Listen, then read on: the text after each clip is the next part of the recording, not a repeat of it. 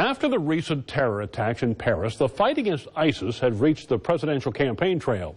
CBS 2 News reporter Kevin Barry sat down with Jeb Bush for more on how he would handle the Middle East today.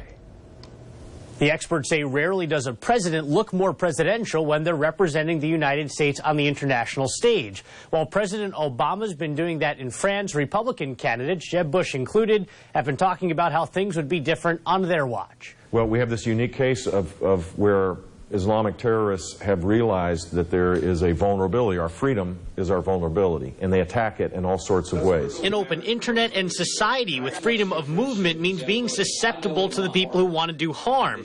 He says the answer is vigilance and striking a balance between national security and being true to the United States immigrant roots.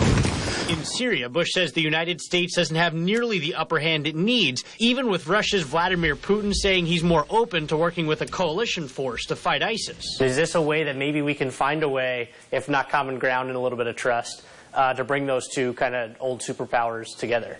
It could be if the United States led, but from our position of weakness, Russia senses a weakness and is exploiting their own national interest in a very direct and open way, and quite effectively, I think. He says in a Jeb Bush White House, the United States would be pushing for no-fly zones over Syria to stop the Russians from bombing forces the United States supports, and safe zones in Iraq to handle the refugee crisis in the Middle East, keeping it from spilling over into the rest of Europe and eventually the United States. We could get back in the game, and in that environment, then talking to Russia would have a dramatically different result. Jeb Bush echoes a lot of the other Republican presidential candidates, saying that it's President Obama that's to blame for that lack of American leadership.